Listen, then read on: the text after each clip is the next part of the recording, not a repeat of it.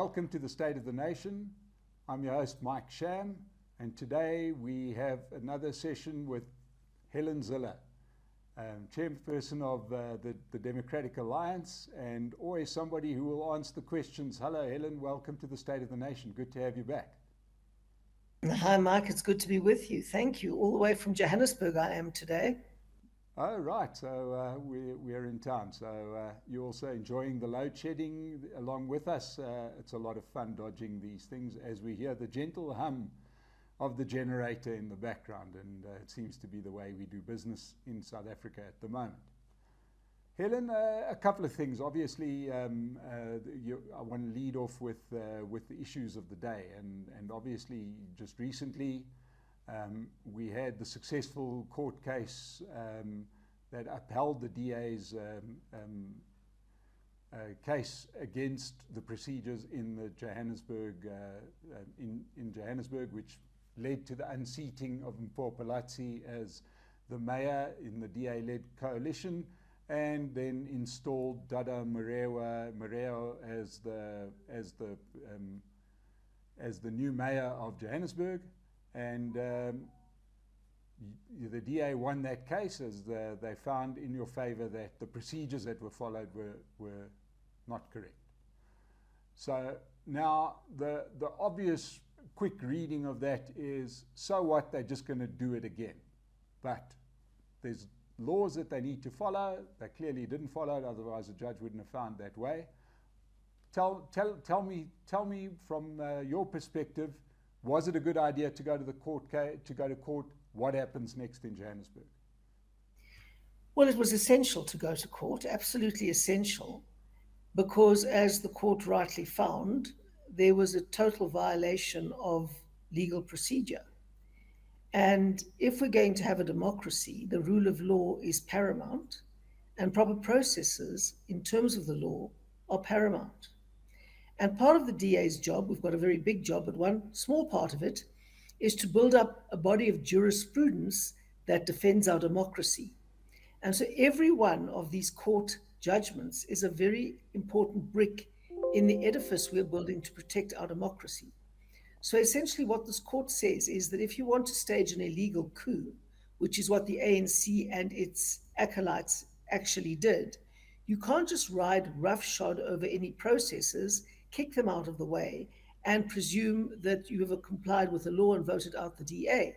You have to follow the rule of law. And that is a very important precedent for the entire country. So it raises kind of two immediate questions. And I think the answer to question one is fairly easy, and that is, I presume, to sort of ask and answer the question, I presume it's not going to stop the ANC and the EFF from trying to unseat the DA-led coalition in Johannesburg. I presume the next motion of no confidence is on its way. Yes, absolutely. We've become convinced that it is. A programming committee has been called for this Friday. There's already a motion on the order paper which dates back from August. So I do believe that another motion is on its way, and it is going to be probably another motion of no confidence in the mayor. And we will do our best to put together a coalition that will successfully defend our government. But if we can't do that on the basis of principle, because on principle, the DA's federal executive has decided that we are not going to go into any coalition agreements with the EFF. So if we can't put together a principled coalition that can work, then we will go into opposition, and we will say to the voters of Johannesburg, please, if you want clean, good, blue, stable government, more than 26% of you should please vote for the Democratic Alliance.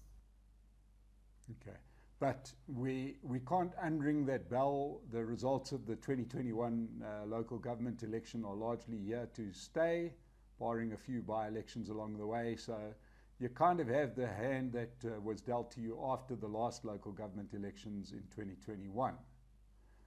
But when all of the shenanigans started up in Johannesburg, it was started up by some of your coalition partners kind of breaking the agreement that they had signed.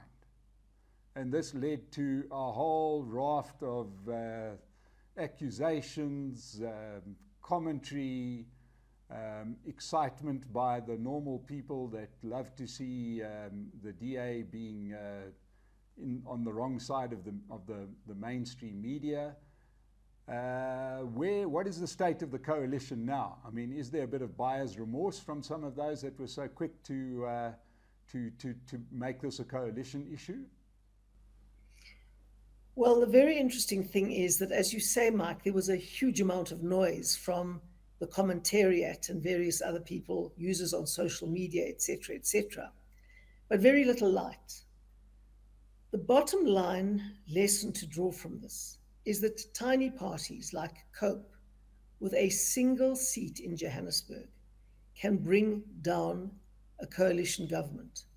Colleen Makubele switched sides to the ANC because she wanted to be the speaker. She was not satisfied with the chair of chairs. She led a revolt against our speaker, Vasco da Gama, and managed then, in solidarity with the ANC and the EFF, to get rid of Vasco da Gama. And then another small party, the Patriotic Alliance, decided they could get a better deal from the ANC than they could get from the DA. They had one Make Hope position with us, or one MMC, member of the mayoral committee with us, and the ANC offered them two. So they jumped ship and brought our government down. And that shows you that we don't really have coalitions, I'm afraid, in South African local government politics. We have the politics of extortion. We have tiny little parties, sometimes with less than 1% of the vote, who manage to get into a situation where they hold the balance of power. And they can decide whether the ANC or the DA governs that city with a tiny fraction of the votes. And it is absolutely necessary to draw the right lessons. We have massive fragmentation of politics. In the last 4 weeks, we've had 4 new parties come onto the political scene. More and more politics is being fragmented.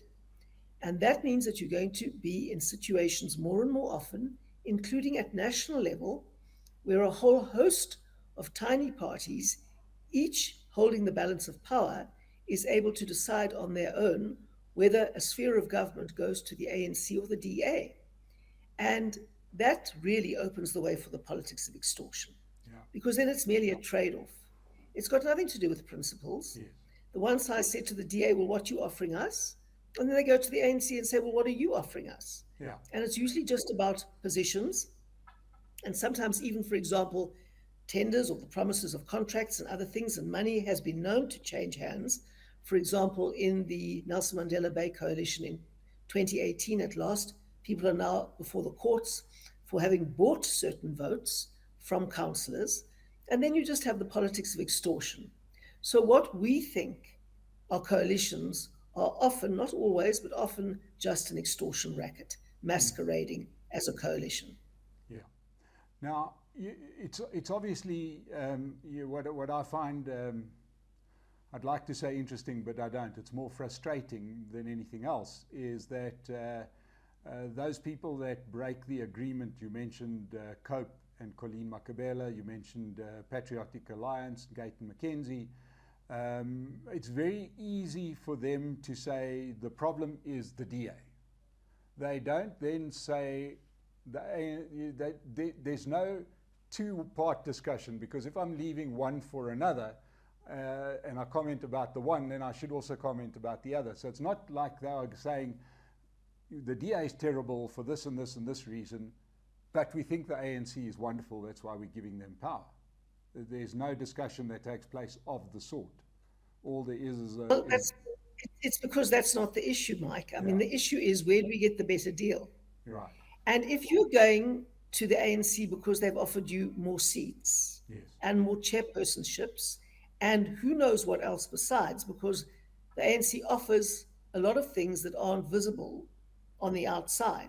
So let's say they've offered a whole lot of sweeteners and inducements, and you've gone for that reason. You're not going to admit it.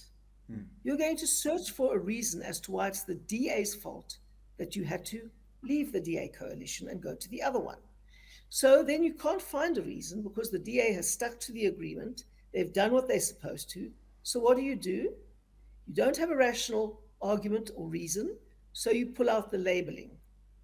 And you say, well, you see, we had to go to this corrupt cabal of the ANC because the DA was arrogant. Now, if you're saying that sticking to an agreement is arrogant, then I'm afraid that's where we are. So if you don't have a reason, you are going to say, well, the fault lies with the DA because you're going to have to cover up your motive, aren't you? So every time somebody says the DA is arrogant, be absolutely sure it's only because we are playing by the rules and they don't want to play by the rules. And it's only because they have to cover up their selling out to the highest bidder and buckling to the politics of extortion that they don't want to admit. So never buy into that charade. Never buy into it. And I'd like to use this occasion because, a few weeks back I had a discussion with Michael Beaumont on which occasion I was less than complimentary about Gayton McKenzie. Well, in actual fact, I wasn't insulting about him. I said he just did what he said he was going to do, which was to sell out for the best deal that he can get. He said that before the election, after the election, and now he's gone and done it.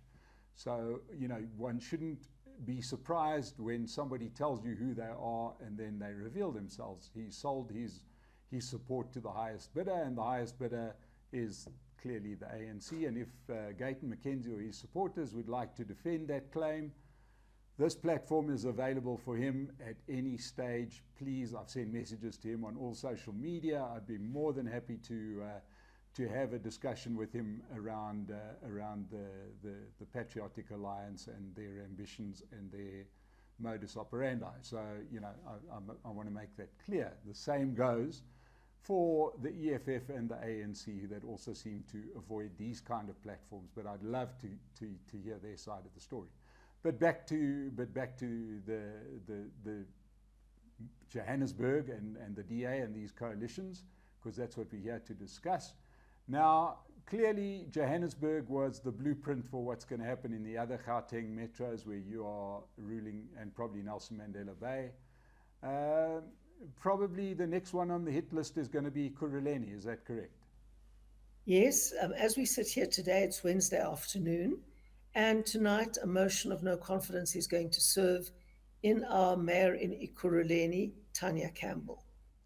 And the numbers are just going to tell you everything you need to go. As you were in running that metro only with the support of your coalition partners and the support with a non-coalition partner being the EFF. Is that correct?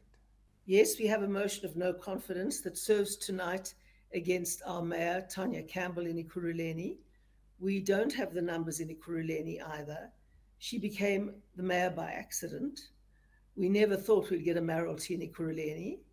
And we became the mayor there because the EFF, totally unsolicited and for their own motives, voted for her in the first mayoral election after the general local government election in November last year.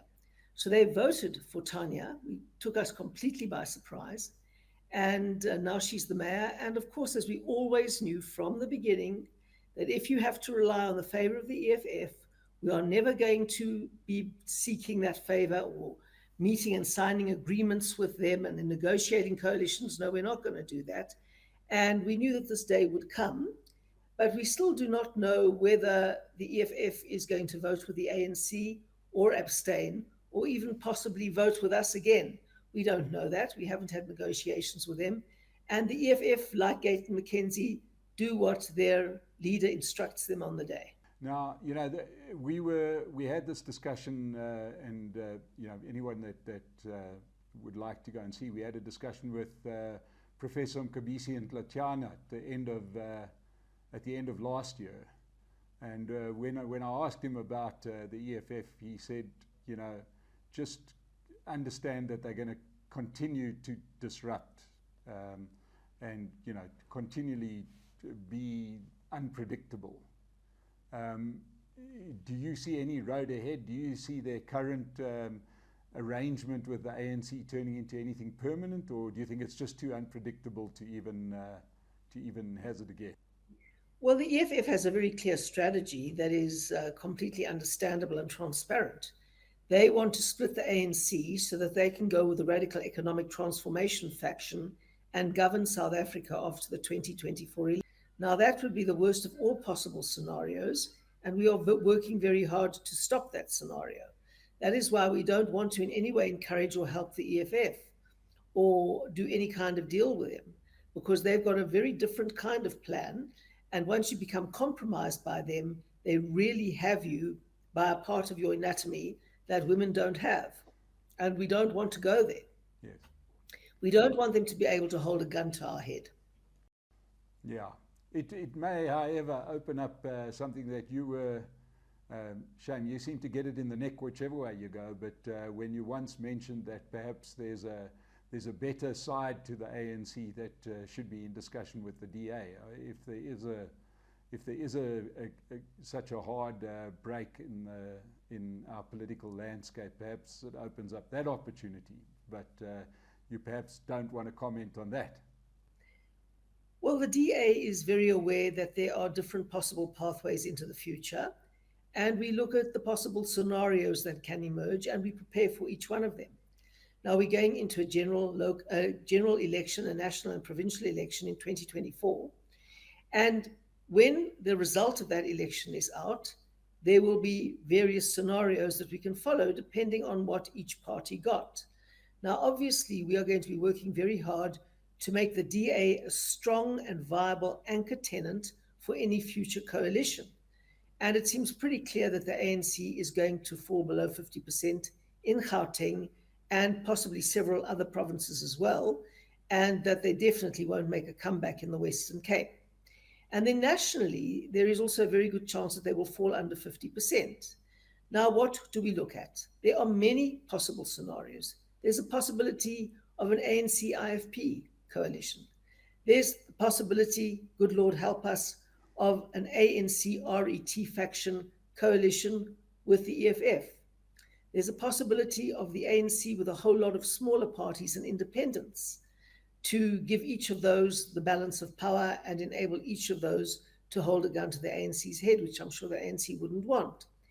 And there is then an opposition coalition option where the DA could go into coalition with a whole range of smaller parties, the great risk, of course, being exactly the same, that you have scores of tiny parties, each holding the balance of power, and a one-person party being able to bring down the government whenever they don't get what they want. Now, the coalitions that we're in at the moment show us how totally unsatisfactory that is. That's not what we want out of coalitions. And so while we're looking at all the scenarios, we test them all, we see which is the least bad. We are not going to get the best. The best for every South African, ironically, is to get the DA a clear majority. I mean, there's proof points inside the country that where the DA has a clear majority, life gets better for everybody. The money isn't stolen, the money is spent on what is required, jobs grow, and services are delivered, and life gets better for everybody. So that's obviously the best case scenario. But if voters don't want the best case scenario, then we have to look at all of the other options and take the least bad.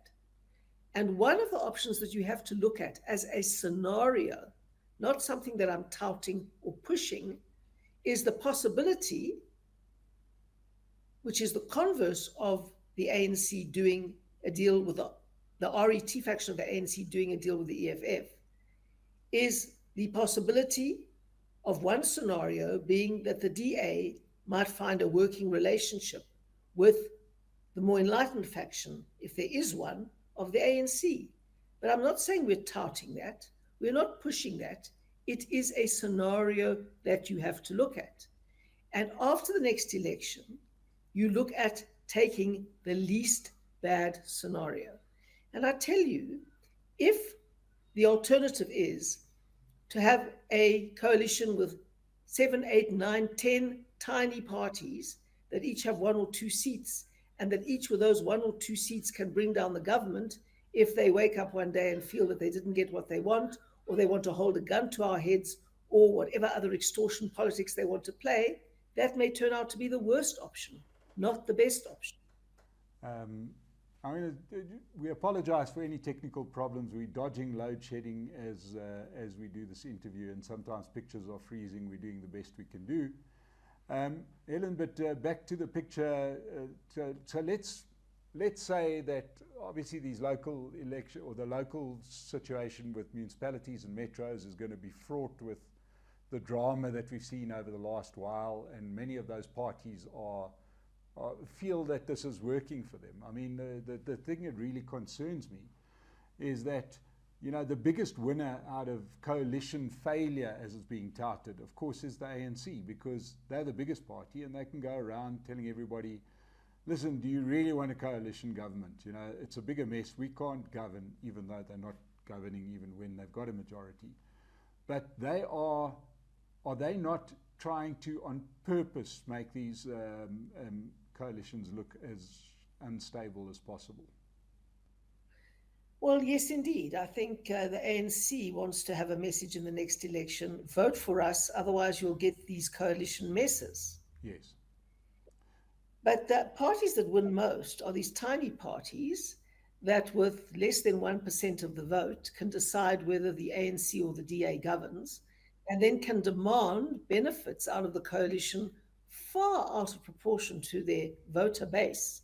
And they can get 100% of their public representatives in promotion positions and get all kinds of things, including from the ANC, tenders and contracts behind the scenes if they do those deals. So it opens the door to extortion politics, which is in nobody's interests. Yeah. So the DA is also going to be saying, quite correctly, and this is, you know, the DA's message, which is quite correct and which is obvious. The DA, according to the report poll published recently, is only 11 percentage points behind the ANC. The ANC is on 38%, the DA is on 27%. So why would we, if we want to get rid of the ANC, which many people do, most people in South Africa now do, why do we split the vote amongst all these tiny little parties? Why don't we consolidate behind the one party that is big enough to beat the ANC, which is the DA, and now we're only 11 percentage points behind them. We can become the biggest party in South Africa. Look, I think there's no doubt that that there are many people that align with the DA's policies, like the way that the DA has managed, certainly in the Western Cape and areas where the DA has been in power. Certainly, you know, in Johannesburg, which is obviously a city that has been ruined by misrule for years and years, at least over the last couple of months, there hasn't been money stolen. So, you know, slowly we could get the country right. However, you mentioned the report poll. That's one of the polls. There's other polls that put the DA a lot lower than that.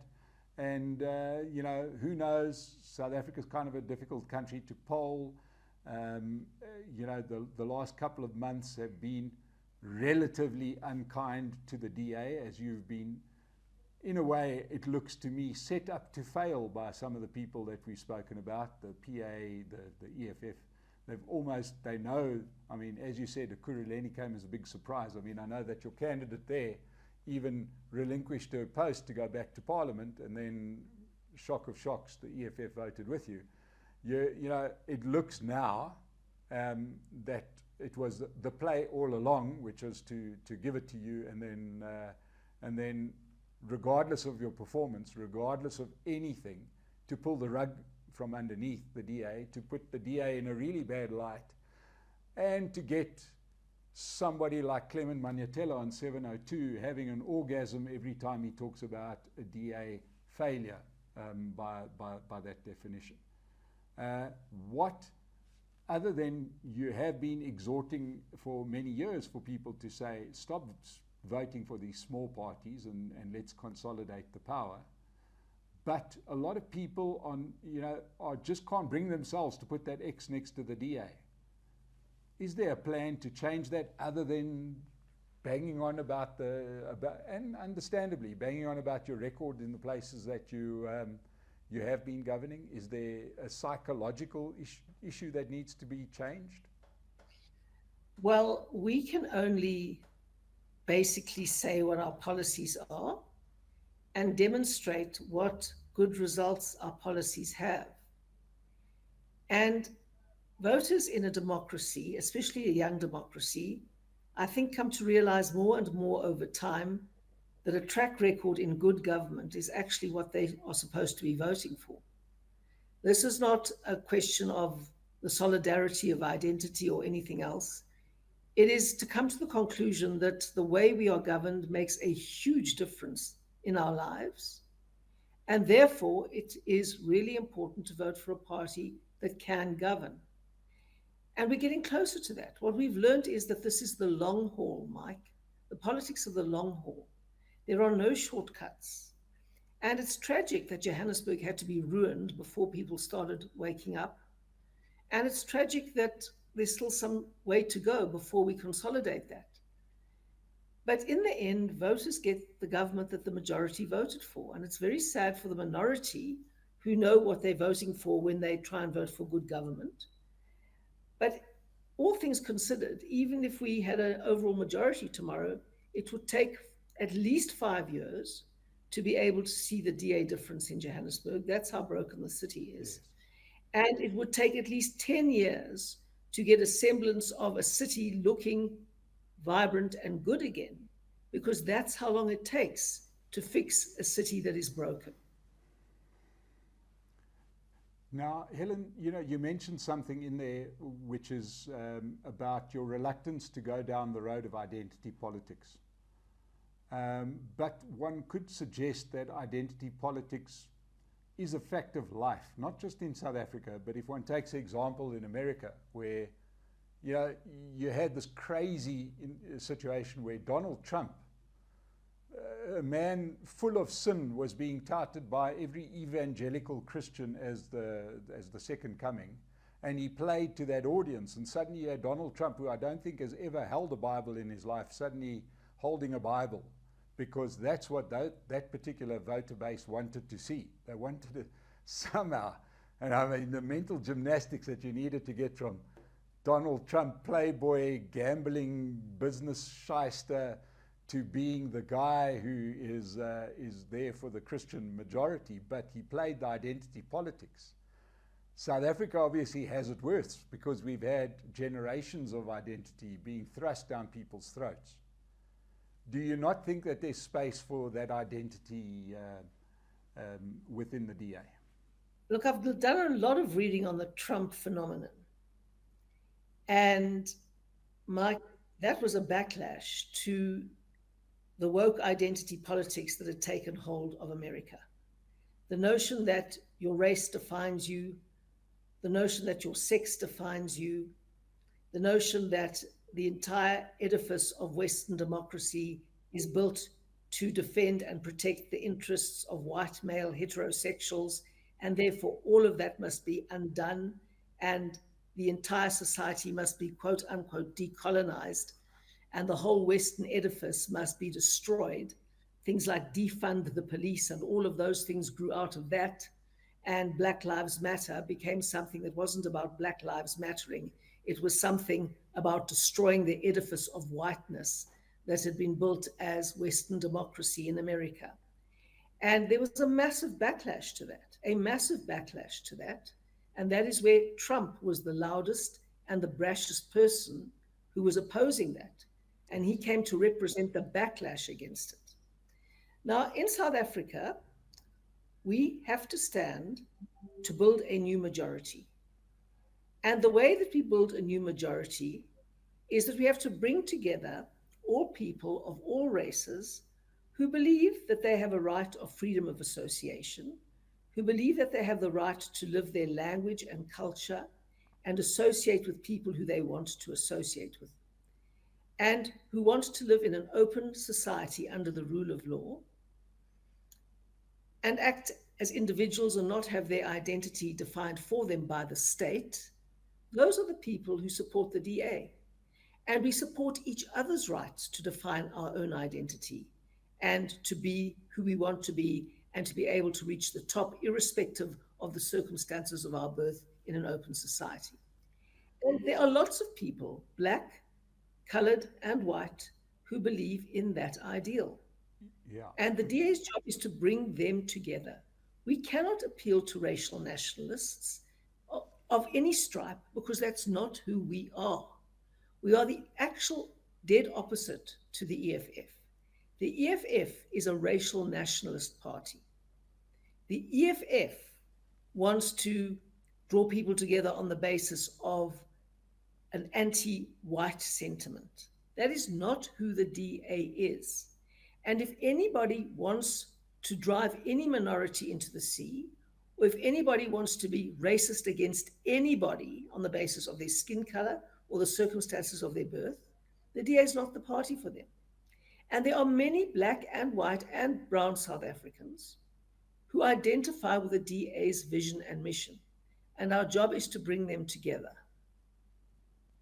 But there are many people that don't see themselves necessarily represented in the DA, and it becomes an easy target. Now, all the wonderful things that you would love to implement as a ruling party, or as we know you would do, the corruption, the this or that, you know, I don't think there's going to be too much dispute over whether you govern better in the places that you govern. But it doesn't help if you don't govern. So there may be a little trade-off in achieving that governorship of be it a city, be it a province or the country. Now, you know, I think back to elections past where there were billboards that had, if I'm not mistaken, yourself, Lindiwe Mazibuko, and Patricia de Lille on the poster, and it was extremely powerful. People could see themselves represented, and the DA's support went way up. Those optics mattered. Do you not think that those optics matter today? Yes, I do think that the optics matter. And I do think that if you look at the DA's leadership, you will see that we are just as diverse as we were then. But who's going to be on your poster? Well, we'll see when we come to the election. But the person who is the chairperson of our party is a person of color.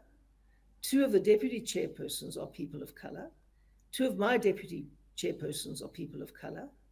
The chief whip is a person of color. Provincial leaders are people of color. The irony is that it's only in the DA that you get that diversity. In the ANC, the top 5 are all black men. In no other party is there the diversity of the DA. So we say optics do matter, but our optics are there. They're good if people want to look at the whole picture and not a skewed one. But people don't have any interest in looking at the truth. They want to build a particular narrative. Have an interest. Helen, if we sort of have a look at, for example, rugby. I know it's a weird thing to be talking about when we're talking politics, but I think it's emblematic of the country. If you look at rugby and the endless drama that the sport attracted from the government, from the media, from everywhere, even when they won at that point 2 World Cups, suddenly there was a couple of very good, very capable, very meritorious selections of black players, especially the captain. Now suddenly the stadiums are completely mixed compared to before. The support, the government, it's been ages since I picked on rugby, you know what I mean? It's because we do understand that the ANC government only is a one-trick pony. But, you know, is there not a lesson to go out there and say these things matter? Fast track those players to get one to be the captain. From within, somebody who's been in the system and is good enough. You sound as if you're advocating the recipe that I followed from 2015. No, I'm not. I think there's a difference between the two, because in 2015 you recruited somebody to come in. He hadn't been a DA member. It seemed like a rush job. We're talking 28 years after the new South Africa, and you've had many prominent, successful black members in your membership. have none of them risen fast enough to get to the top? Well, let's take a look. In the last couple of days, who's been on the television talking for the DA almost exclusively? It's been Siviwe Gwachube, who is our chief whip. Absolutely excellent, there on merit. Rose through the ranks from being a young leader and now is the chief whip of the party. Then there's Solly Malatsi, who is our spokesperson of the party, was also on television a lot, speaking about a whole range of things from Cyril Ramaphosa's speech to other things. Today it's Solly Msimanga, who's our provincial leader in Gauteng.